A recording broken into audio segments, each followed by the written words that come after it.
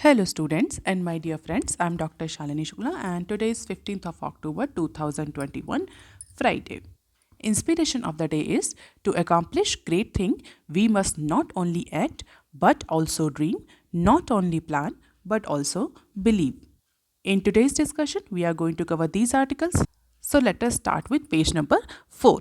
Page number 4 पर आज के दो तीन आर्टिकल्स जो हैं वो इंडिया के डिजिटल टैक्स और इक्वलाइजेशन लेवी से रिलेटेड है. तो आई combine 2 or 3 articles into one section for better understanding. So let us see what is the first article. India plays a waiting game. जैसा कि हमने पहले भी डिस्कस किया था कि organisation for economic cooperation and development का जो फ्रेमवर्क आया है डिजिटल टैक्स के लिए, जो यूनिफॉर्म फ्रेमवर्क एग्री किया है मेंबर नेशन से, अप्रॉक्सीमेटली 136 नेशंस ने, इंडिया उसकी एप्लीकेबिलिटी और इन्फोर्समेंट को लेकर के अभी वेटिंग लिस्ट पर है. हमने डिस्कस भी करी है ये न्यूज़ कई बार कि India is still waiting for final outcome of the deal before withdrawing the equalization levy. और अभी तक organisation for economic cooperation and development का जो फ्रेमवर्क आया है यूनिफॉर्म टैक्सेशन को लेकर के for digital companies just like Microsoft, Netflix, उसको अप्रॉक्सीमेटली 130 नेशंस ने एग्री किया है. So that particular taxation regime has been agreed by approximately 136 nations to ensure the big multinational enterprises with no permanent establishment in the country, they operate in, pay taxes into those jurisdictions where they are actually earning the profit. And India is actually trading cautiously on this particular framework. Why India is not very positive, why India is not very keen towards this particular framework? Because of number of conditions, and apart from it there are divergent views among the expert whether this particular OECD backed framework is actually going to generate the revenue to India than EL, or it is actually bring more revenue to India than EL. और कई सारे जो expert हैं उनका ये कहना है कि अगर इंडिया OECD पैक्ट वाला equalisation levy taxation regime implement करता है तो इस केस में इंडिया का जो इक्वलाइजेशन लेवी का कलेक्शन है, जो गूगल टैक्स का कलेक्शन है, डिजिटल टैक्स का कलेक्शन है, वो रिड्यूस होगा. For instance, one of the expert at AKM Global said it is pertinent to note that India's current threshold for equalization levy is approximately 2,30,000 euros, approximately 2 crores, whereas the annual global turnover threshold to fall under the scope of the Pillar 1 is 20 billion euro. सबसे पहले जो condition है OECD में वो जो thresh hold की, इससे ऊपर का अगर टर्नओवर होगा then only companies will pay the equalisation levy. India के केस में वो जो थ्रेश होल्ड है, that threshold level is actually very low. अगर लो थ्रेश होल्ड लेवल है इसका मतलब क्या है? इसका मतलब जो कंपनीज डिजिटल टैक्स के परव्यू में आती हैं, गूगल टैक्स के परव्यू में आती हैं, उनके नंबर ज़्यादा हैं क्योंकि टर्नओवर जो है वो कम थ्रेश होल्ड लेवल पर फिक्स है. अगर OECD की बात करें तो उसके अकॉर्डिंग जो एनुअल ग्लोबल टर्नओवर थ्रेशोल्ड है वो अप्रॉक्सीमेटली 20 बिलियन यूरो का. तो बहुत सारी जो छोटी कंपनीज हैं जो सिग्निफिकेंट प्रॉफिट अर्न कर रही हैं इंडिया से, वो एग्जेम्प्ट हो जाएंगी as per this threshold level, and this raises a significant concern as to whether the tax collections are likely to be lesser now after the implementation of the OECD backed up equalization levy tax regime, or it is going to increase. Apparently, अगर हम इसको ध्यान से देखें, apparently it looks that after the implementation of OECD backed tax regime in case of equalization levy, India will definitely face the decrease in collection of digital tax. Apart from the other expert, this two pillar, or we can say multi-pillar approach of OECD taxation regime seeks to tax only and only the large and profitable multinational enterprises. और India का जो digital tax है वो even startups के लिए इंक्यूबेटिंग जो companies हैं, या हम ये कह सकते हैं जो इनिशियल स्टेप में हैं, इनिशियल स्टेज पर हैं अपने जर्मिनेशन की, उन पर भी सिमिलरली एप्लीकेबल होता है. तो it is not actually a cordial environment for startups और स्मॉल और मीडियम साइज इंटरप्राइजेस, जबकि जो OECD का जो टैक्सेशन रेजिम है that is only seeking to tax the large and most profitable companies. और इंडिया के साथ तो इसका सीधा ही उल्टा है कि इंडिया का क्योंकि थ्रेशोल्ड लेवल कम है तो इंडिया छोटी से छोटी जितनी भी कंपनीज हैं वो सब इंडिया के अकॉर्डिंग, इंडिया के इक्वलाइजेशन लेवी के अकॉर्डिंग टैक्सेशन रिजीम में आती हैं। तो डेफिनेटली इस बात के चांसेस ज़्यादा हैं कि OECD का जो इक्वलाइजेशन लेवी है उसको फॉलो करने के बाद इंडिया का जो गूगल टैक्स कलेक्शन है वो फॉल करे and tax revenue is expected to go approximately 1 to 5.2% of corporate tax revenue on an average, said one expert, adding since corporate tax collection was adding approximately 3.03 trillion this fiscal year, a revenue of approximately 4,500 crore is expected from digital tax। और जो ये collection है ये higher है किससे, even जो target set किया गया था फाइनेंशियल ईयर 22 के लिए उस टारगेट से भी ये ज़्यादा है। और अगर हम इसको ग्राफ में देखें तो हम क्लियरली देख सकते हैं कि फाइनेंशियल ईयर 17 से लेकर के फाइनेंशियल ईयर 21 तक अगर हम देखें कलेक्शन ऑफ इक्वलाइजेशन लेवी और equalisation levy mopup in terms of crore, तो हम देख सकते हैं कंटिन्यूसली इंडिया के केस में इंक्रीज हो रहा है। तो अगर इंडिया के केस में जो existing equalisation levy taxation system है अगर उससे इंडिया का टैक्स कलेक्शन इंक्रीज हो रहा है और इस बात के चांसेस हैं कि अगर OECD वाला टैक्सेशन फ्रेमवर्क इंडिया फॉलो करता है तो इंडिया का जो टैक्स कलेक्शन है इक्वलाइजेशन लेवी मॉपअप है वो डिक्रीज करेगा and that is why only India is playing the waiting game. India wants to play the waiting game. Let's see कि जो फाइनल डील होती है OECD की वो किस तरह से एग्जीक्यूट होती है, जो फाइनल डील होती है वो कैसी प्रपोज होती है, कैसी अप्रूव होती है। अभी तक जो फ्रेमवर्क है उसको 136 देश मान चुके हैं। इंडिया का ये कहना है कि इंडिया अभी वेट एंड वॉच कर रहा है और once this particular deal will finalized in OECD तो 2023 तक कोई भी कंट्री अपने इक्वलाइजेशन लेवी में कोई चेंज नहीं कर पाएगा और 2023 तक का टाइम मिलेगा उन्हें अप्रॉक्सीमेटली कि वो OECD वाला जो फ्रेमवर्क है उसको इन्फोर्स करें, उसको इम्प्लीमेंट करें अपने देश में। और अगर हम अपनी फाइनेंस मिनिस्टर की बात करें तो after G20 finance leadership on Wednesday where number of finance leader from G20 companies, G20 countries क्या है मुझे कमेंट सेक्शन में कर बताएगा, G20 और G7 कंट्रीज़। तो G20 कंट्रीज़ का एक मीटिंग थी जिसमें फाइनेंस लीडर या हम कह सकते हैं फाइनेंस रिप्रेजेंटेटिव शामिल होते हैं और मैक्सिमम ने इंडोर्स किया किसको, ग्लोबल टैक्स डील को। किसकी ग्लोबल टैक्स डील को, वही OECD वाली जो ग्लोबल टैक्स डील है उसको मैक्सिमम फाइनेंस लीडर ने इंडोर्स किया है।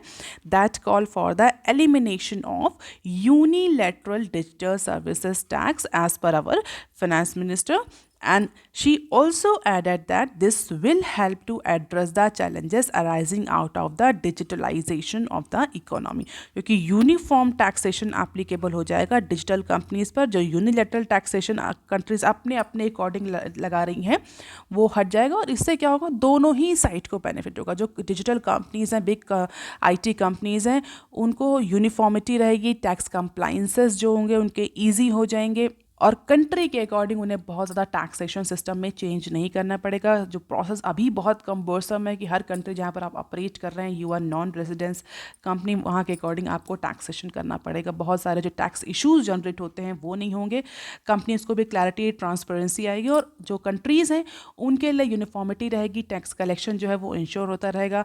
जो अभी तक नॉन रेजिडेंस कंपनी टैक्सेशन के परव्यू से बची हुई थी अब वो भी इस पर्टिकुलर टैक्सेशन के रिजीम में आ सकती हैं। बट जो इंडिया के जो रिजर्वेशन है उसको फिलहाल के लिए इंडिया अभी वेटिंग लिस्ट पर रखा है। India is actually watching and seeing the final deal. तो फाइनेंस मिनिस्ट्री का ये कहना है कि this deal will also help to for base erosion and profit shifting like issues, जहाँ पर मैक्सिमम कंपनीज अपने प्रॉफिट को ऐसे टेरिटरी में शिफ्ट कर देती हैं जहाँ पर टैक्सेशन कम होता है, जहाँ टैक्स रेट कम होते हैं।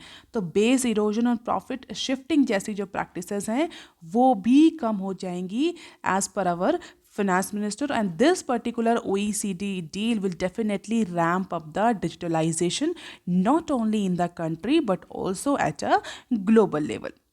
तो फिलहाल के लिए ग्लोबल फोरम में जो हमारी फाइनेंस मिनिस्टर हैं उन्होंने अप्रिशिएट किया है इस OECD डील को, और इस पर्टिकुलर इक्वलाइजेशन लेवी और EL के अलावा बहुत और सारे डिस्कशन भी हुए, और सारी जो इकोनॉमिक डील और फाइनेंस रिलेटेड इश्यूज़ थे, जैसे क्लाइमेट चेंज रिलेटेड जो इश्यूज़ थे, उन पर भी डिस्कशन हुआ और इंडिया ने अपना पॉइंट ऑफ व्यू रखा। तो बेसिकली EL के केस में India is still playing the waiting game as per the business standard.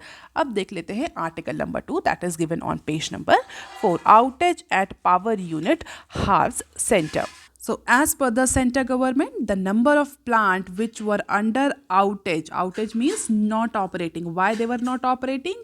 Because of the lack of coal, because of the shortage of coal.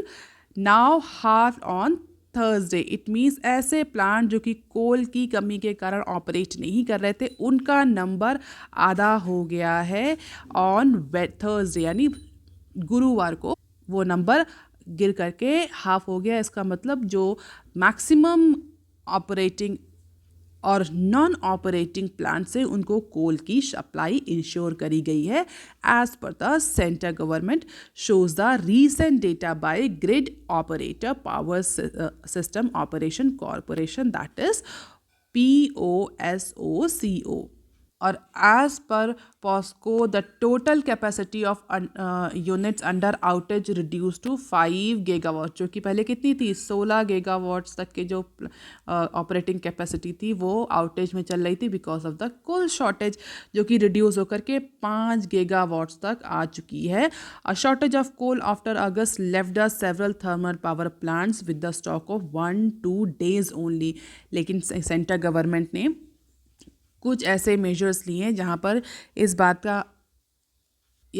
को ensure किया गया कि maximum जो power plants हैं, thermal power plants हैं, जो कि basically cooking coal पर ऑपरेट करते हैं, उनको कोल की सप्लाई इंश्योर करी जाए। और इसके बाद ये नंबर रिड्यूस होकर के 16 गीगावाट से 5 गीगावाट्स तक आ गया है। Several units were force to shut down generation after they ran out of the coal, but now government is actually trying to mitigate this particular shortage before the festival season. Why? Because in festival season number of sectors, industries are actually expecting the revamping. चाहे वो aviation sector हो, चाहे वो electronics goods का sector हो, FMCG हो, चाहे वो automobile हो, all major companies, or we can say major manufacturing industries are actually looking forward for revamp.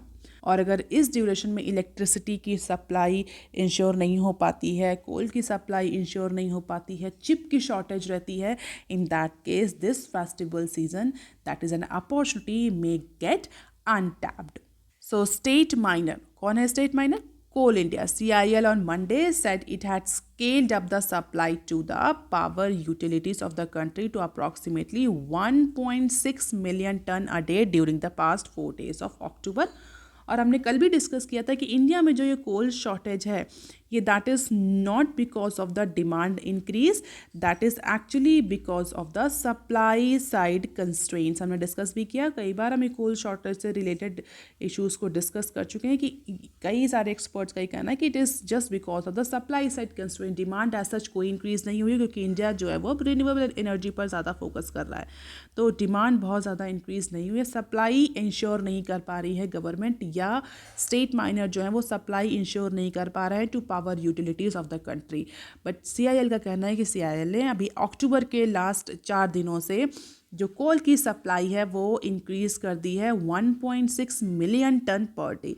N average coal supply during the last 12 days has touch approximately 1.5 MT, which the country said is 24% higher than the corresponding period, जो कि पिछले साल के comparison में 24% ज़्यादा है.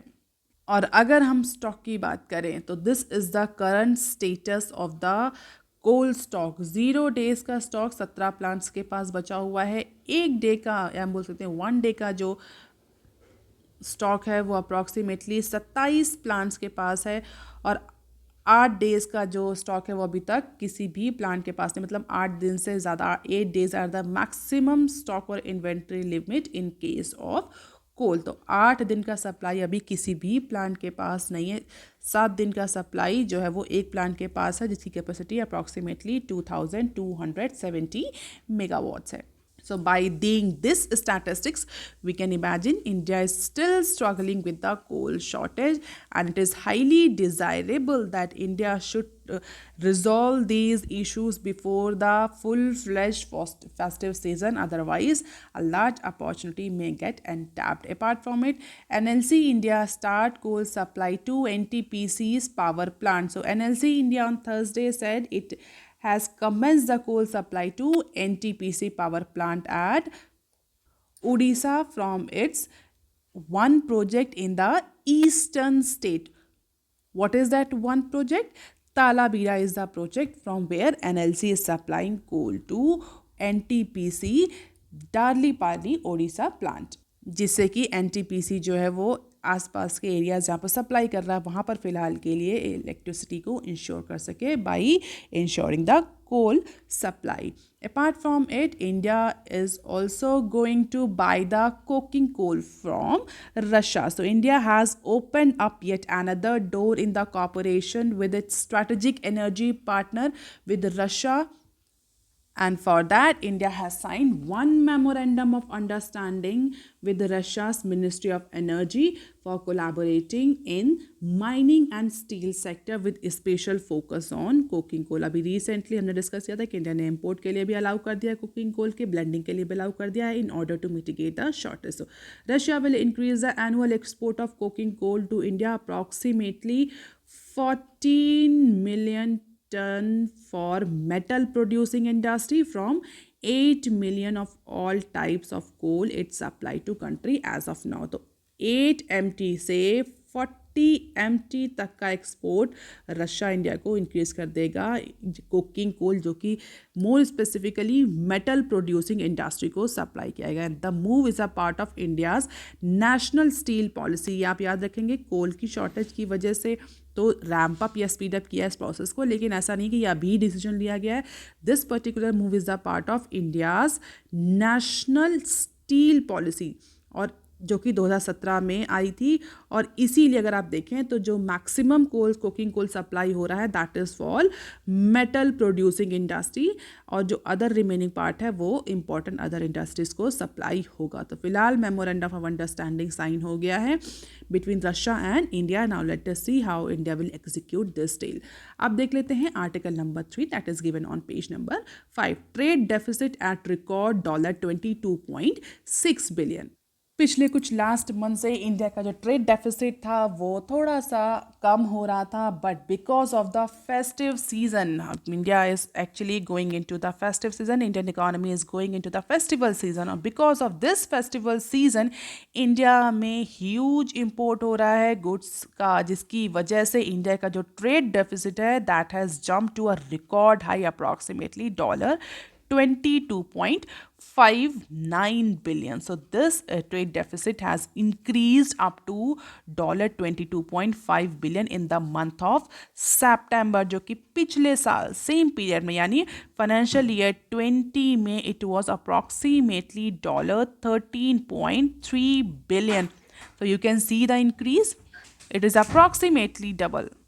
और import बढ़ने के साथ साथ जो अमाउंट है इम्पोर्ट का वो भी इंक्रीज़ हुआ है, और उसके इंक्रीज़ होने के साथ साथ अगर हम देखें तो कमोडिटीज़ के जिस तरह से प्राइस बढ़ रहे हैं वो भी एक रीज़न है इंडिया के ट्रेड डेफिसिट के इंक्रीज़ होने का.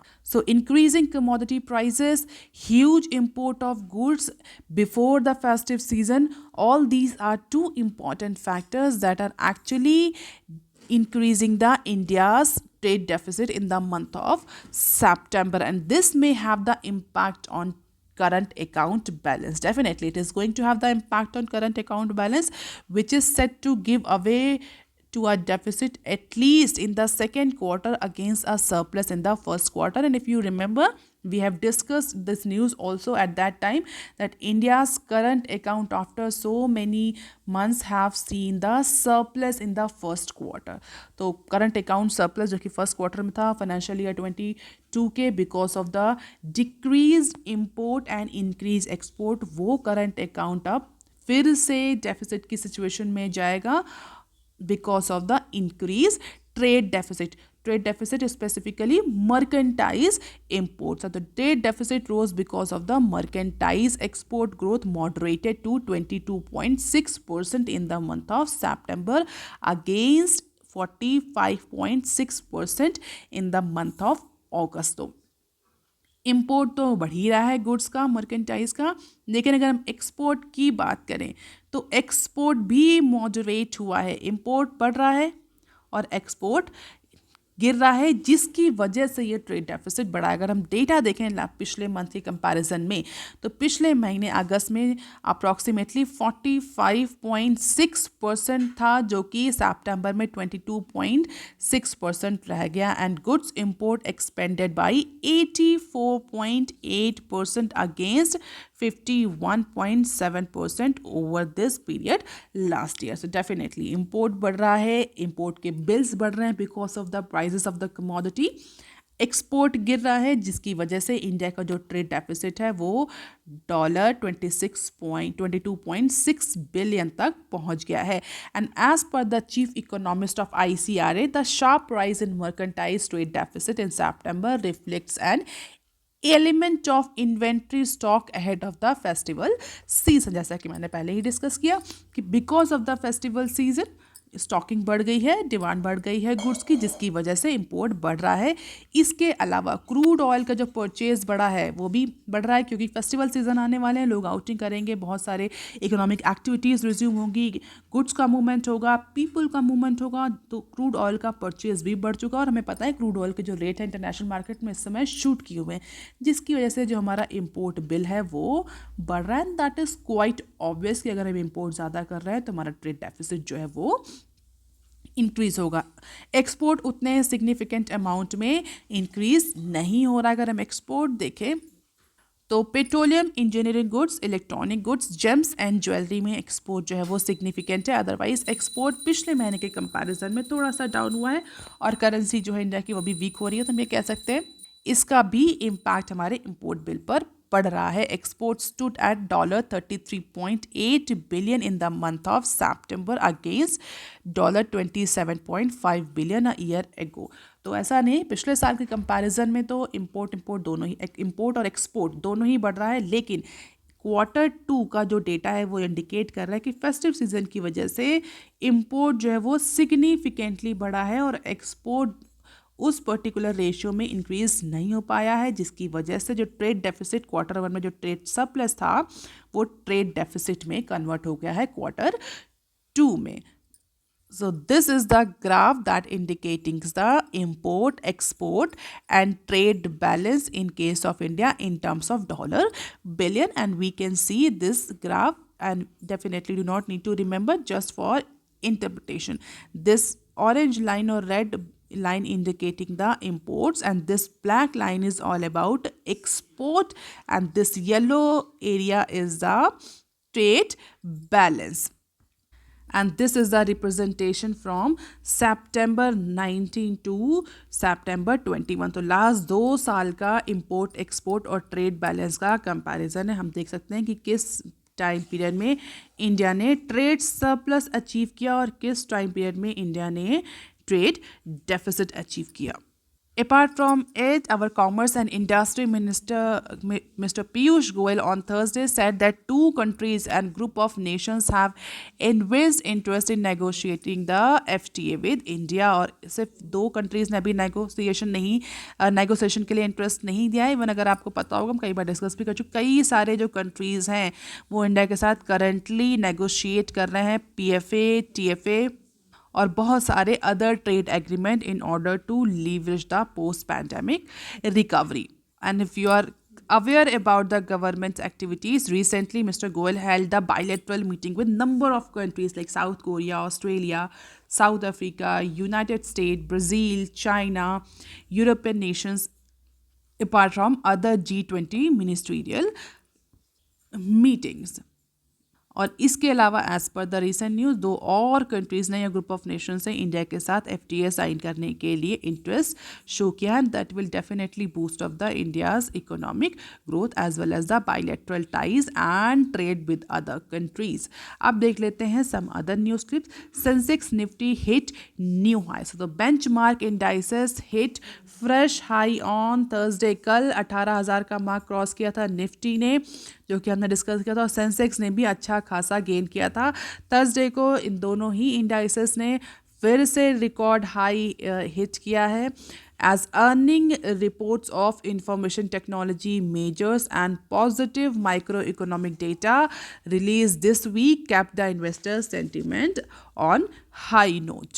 So the positive mood help to offset the concern about the imminent interest rate hike by US Federal Reserve following the stronger than expected consumer inflation data in USA.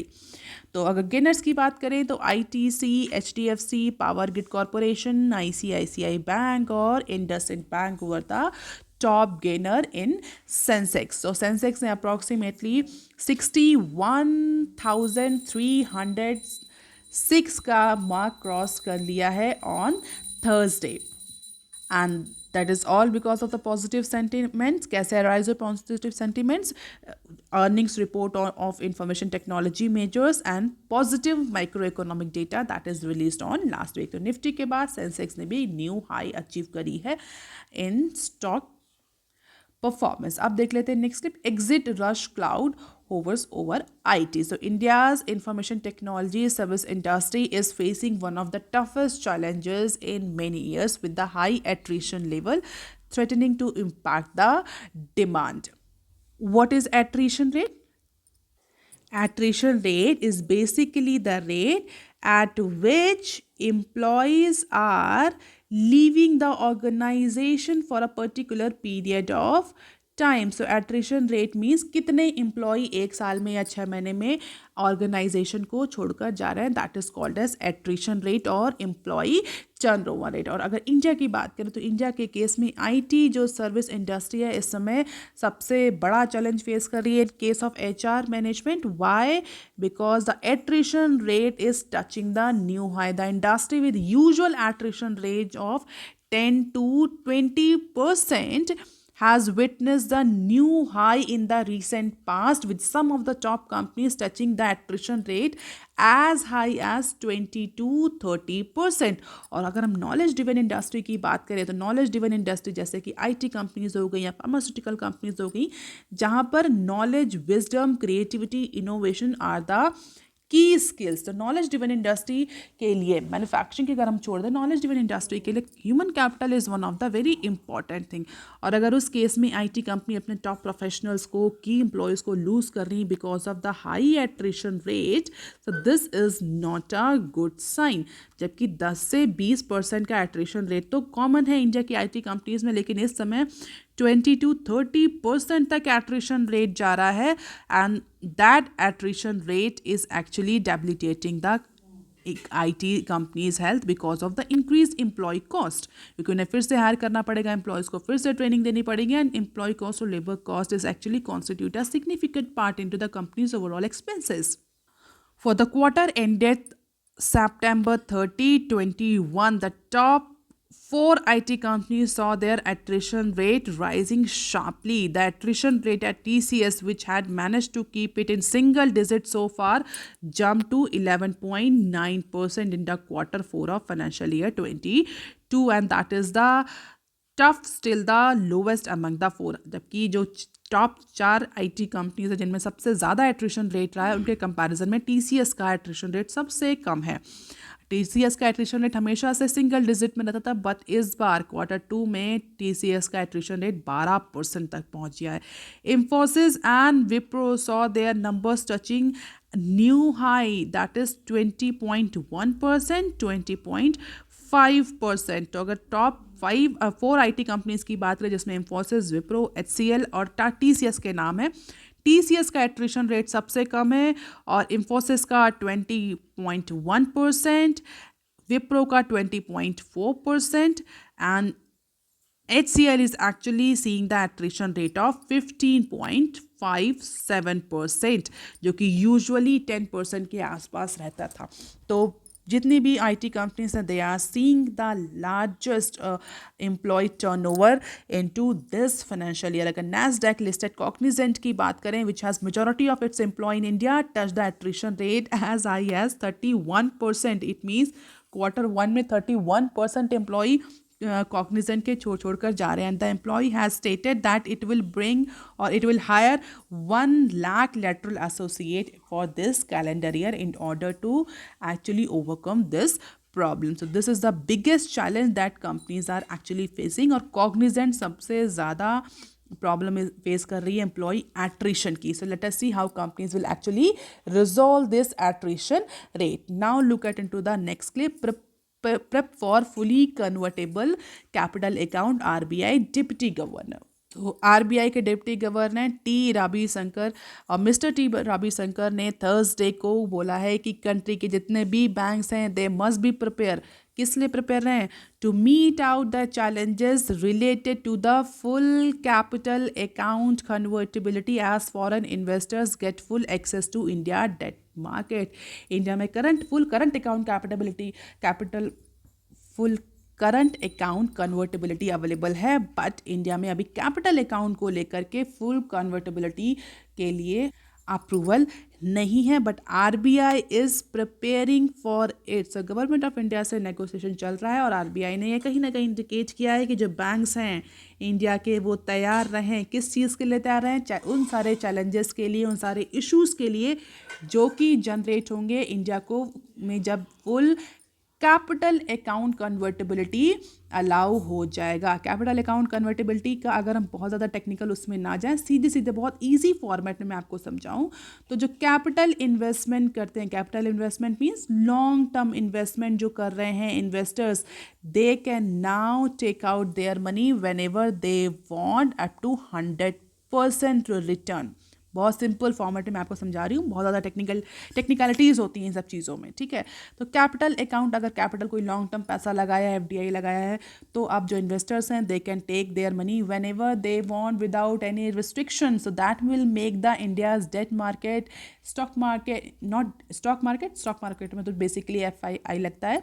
Basically debt market की अगर हम बात करें तो वो volatile हो जाएगी, क्योंकि जब चाहेंगे तब फॉरेन इन्वेस्टर्स पैसा लगाएंगे और जब चाहेंगे तब निकाल लेंगे. तो that will poses the number of challenges for not only debt market participant but also for the bank. So the rate of change in capital convertibility will only increase with that comes the responsibility to ensure that such flow are managed effectively with the right combination of capital flow measures, macroprudential measures and market intervention as per the deputy governor. जो कि इन्होंने की note address में बोला है. किसके की note address में बोला है? 5th foreign exchange dealer association of India के, जो कि एक एसोसिएशन है फॉरेन एक्सचेंज डीलर्स के, उसके 5th कन्वोकेशन एनुअल डे में ये बात कही है. तो in bank must be prepared for full account capital convertibility. Now let us look into the next clip. PNB Housing junks ₹4K crore Carlyle deal. So finally PNB ने जो कालियल के साथ जो डील हो रही थी 4,000 करोड़ की, उसको ड्रॉप कर दिया या उस प्लान को ड्रॉप कर दिया, जहाँ पर PNB preferential issue of equity share और इक्विटी शेयर के जो प्रेफरेंशियल इश्यूज थे वो कालियल को दे रहा था वर्थ 4,000 करोड़. तो बहुत सारे प्रोटेक्टिव मेजर्स, लिटिगेशंस को देखते हुए PNB ने फिलहाल के लिए इस डील को पोस्टपोन कर दिया या इस प्लान को मैं कह सकते हैं ड्रॉप कर दिया. So firm informed the stock exchange on Thursday that the Carlyle and other investor will also withdraw their open offer to PNB housing finance shareholders. तो फाइनली बहुत सारे litigations, allegations, round of negotiation के बाद में इस deal को suspend कर दिया. और आपको याद होगा कि security and exchange board of India ने भी इस पर्टिकुलर डील पर एक्शन लिया था और इस डील को रोकने की बात कही थी. तो फिलहाल PNB इस डील को रोक चुका है. Now let us look into the next clip. WPI inflation eases to 6 months low in September but remain in double digit. So finally थोड़ा सा ड्रॉप देखने को मिला है WPI के केस में. CPI तो मॉडरेट हो गई, पर WPI जो थी वो डबल डिजिट में चल रही थी. What is WPI? Wholesale price index. Wholesale price index based inflation rate is to 6 months low. पिछले 6 महीने में सबसे लो अभी आया. कितना आया है? 10.66% तक आ चुकी है WPI, जो कि अप्रॉक्सीमेटली 11.39% थी पिछले महीने में. But still it is in double digit. That is a cause of concern for RBI. The deceleration was caused by fall in the food prices for the second month in a row, जिसकी वजह से CPI भी fall किया था. हमने discuss किया था कि फूड इन्फ्लेशन जो है वो मॉडरेट हुई और जिसकी वजह से CPI 4 पॉइंट समथिंग तक पहुंच गया था. WPI जो कि 11.39 तक चला था, वो फिलहाल इस मंथ में 10.66 तक आ गया है. तो it's a relief for wholesalers and distributors. However, certain metals saw a rise in inflation while fuel saw moderation in the rate of price rise owing to the base effect, even as the pace was still elevated at more than 12% in the month of September because of the global commodity prices are hardening.